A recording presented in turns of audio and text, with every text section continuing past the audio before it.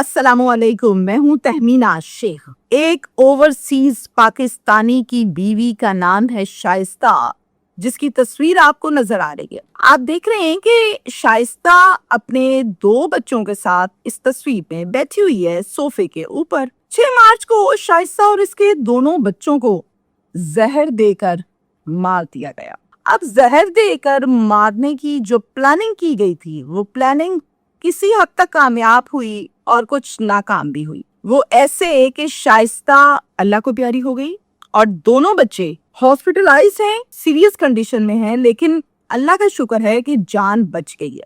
मेरे घर वालों से बड़ी तफसील के साथ बात हुई है और उन्होंने मुझे डिटेल के साथ बैकग्राउंड पर क्या चल रहा था ये सब कुछ बताया है, जो मैं आपसे शेयर भी करूंगी। कौन है इतना दुश्मन इस पूरी फैमिली का? शाइस्ता को मारने में किसका मुफाद है? दोनों बच्चों को, मासूमों को मारने में किसका मुफाद है? में कौन कौन शामिल है? ये प्लानिंग किसकी थी? शेखुपुरा का ये अफसोस वाकया मुरीदके में पेश आया है।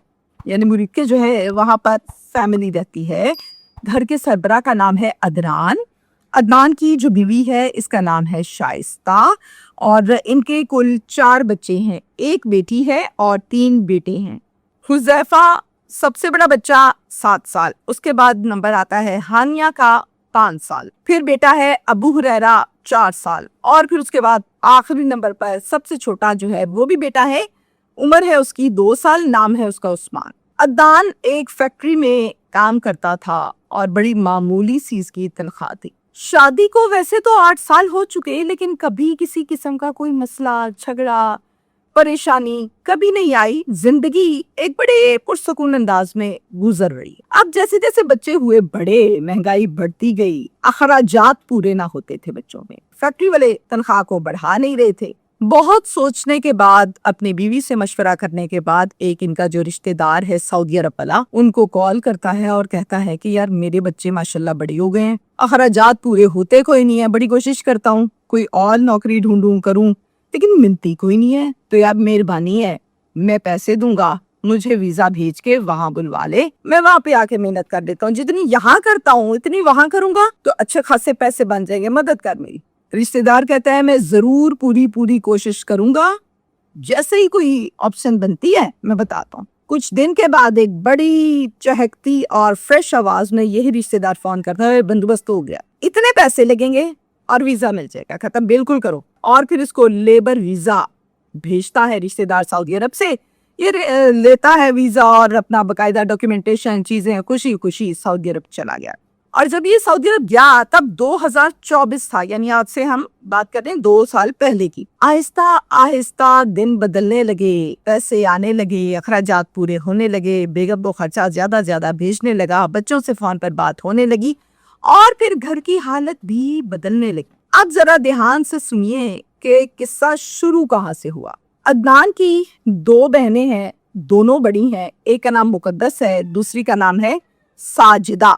ये दोनों बहनें शादीशुदा हैं, औलाद वाली हैं, अपने शौहरों के साथ उनके घरों में आबाद हैं, ठीक ठाक हैं। मुकद्दस के 2 बेटे हैं, एक का नाम है अली हमजा, दूसरे का नाम है नालैन। अली हमजा माशाल्लाह से 16 साल का है और नालैन जो है वो है 15 साल का, और इसके शौहर का नाम है असमत। किसी बीमारी की वजह से असमत की हो गई और मुकद्दस बेचारी हो गई बेवा। अब जाहिर है ये बेवा हो गई है, किराए का इसका मकान है, तो भाई को पता चला, भाई बड़ा परेशान हुआ, दुखी हुआ।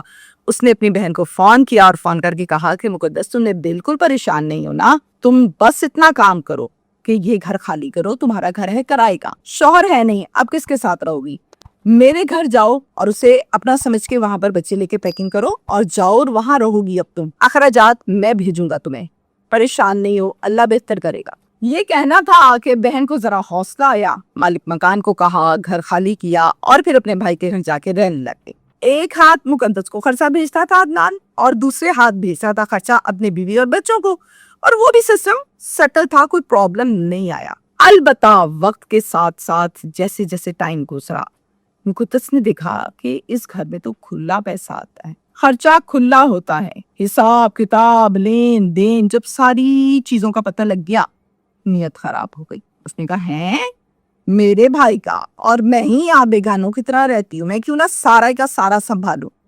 नीयत में फतूर आया, हसद आया, लालच आ गया। अब मुकद्दस ने इन तानों की वजह से वो भाभी जिसने सीने से लगाया, जिसने घर में जगह दी, वो बुरी लगने लगी। उसके साथ मुंह मारी शुरू हो गई, उसको ताने देने लगी। उसको कहती है, देखो मेरे भाई ने कैसे घर भरा हुआ है, इतना पैसा लगाया है, ये सारी चीजें तो औरतें लाती हैं जहेज में, तुम क्यों नहीं लाई थी? देखो ना कितना पैसा भेजता है मेरा भाई, परदेश में मेहनत करता है और तुम यहाँ ऐश करती फिर रही हो। अब इस तरह से रोज किसी न किसी बात पे ताने ताने ताने। शाइस्ता को शदीद ये बातें बुरी लगती थी। शुरू में तो उसने 1-2 मरतबा बर्दाश्त किया और फिर आगे से वो भी मुंह जोरी करने लगी। शाइस्ता ने कहा कि एक तो तुम्हें मैंने घर में रखा हुआ है, ऊपर से तुमने मेरी जिंदगी मुश्किल कर दी है, खामोश होकर रहा करो, ज्यादा ताने मत दो। इसने कहा, अच्छा अगर मैं बेवा हो गई हूँ तो अब मुझे यूं जलील करोगी, घर बिठा कर बेइज्जती किया करोगी। बातें मजीद बढ़ती गईं। अब क्या हुआ, मुकद्दस फोन करती है अपने भाई को सऊदी अरब में और उसको कहती है, यहाँ बेइज्जत करने के लिए बिठाया था अदनान, तुम्हारी बीवी मुझे कभी रोटी के ताने देती है, कभी घर के ताने देती है, कभी मैं बेवा हो गई हूँ ये मेरा गुनाह जाहिर करती है। ऐसा क्या कर दिया मैंने अदनान, हम तो ऐसे नहीं थे, ये क्यों ऐसे करती है? उधर से शाइस्ता फोन करती थी और फोन करके अपने शौहर को कहती थी, एक तो मैंने आपकी बहन को रखा हुआ है, ऊपर से वो मुझे हर टाइम ताने देती है, जहेज क्यों नहीं लाई, जहेज क्यों नहीं लाई। अदनान सुनता दोनों की थी, लेकिन साइड लेता था और झुकाव था उसका अपनी बहन की तरफ, यानी मुकद्दस की तरफ। अब यही टॉपिक है कॉलों पे, लंबी लंबी कॉलें, आज ये हो गया, कल वो हो गया, आज ये हो गया, रात को ये हो गया। साजिदा जो एक और बहन है, अपने घर में है अपने शौहर और बच्चों के साथ, वो भी कॉल करती थी अदनान को, कहती थी क्यों बहन को जलील करवाता है अपनी बीवी से, इसका मुंह क्यों नहीं बंद करता, नाक में दम किया हुआ है मुकद्दस के, मुकद्दस की आंखों में हर टाइम रोना होता है, आंसू होते हैं। अदनान को मजीद पंप करती करती करती तो अदनान मजीद अपनी बहन की तरफ झुकता चला गया, कॉल करता और अपनी बीवी की खूब बैंड बजाता, बेइज्जती करता। अब शाइस्ता जो है बेगम इसकी, उसका एक भाई है वकास जो कि लाहौर बाटापुर में रहता है। शाइस्ता अपने दुख सुख करने भाई को कॉल कर लेती और भाई को कहती कि ये हो गया वकास। भाई कहता है मुझे बताओ मैं बात करूं इससे, तो आगे से शाइस्ता कहती नहीं नहीं नहीं तुमने बात नहीं करनी, बात बढ़ जाएगी, मैं तो वैसे दिल हल्का कर रही हूँ। कहता है अच्छा जैसे तुम्हें बेहतर लगे, मैं हाजिर हूँ।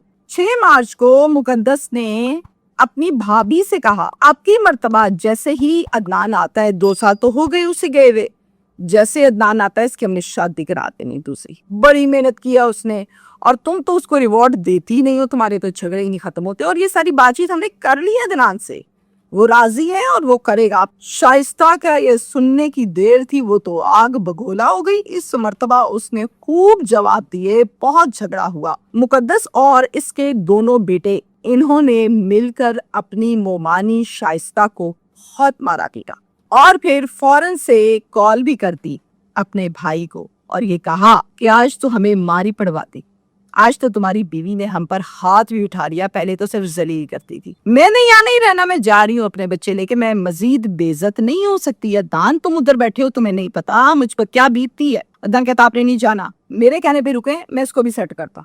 अगली कॉल बेगम को, हाँ भाई शाइस्ता चाहती क्या हो तुम, क्यों मारा तुमने मेरी बहन को? मैंने मारा?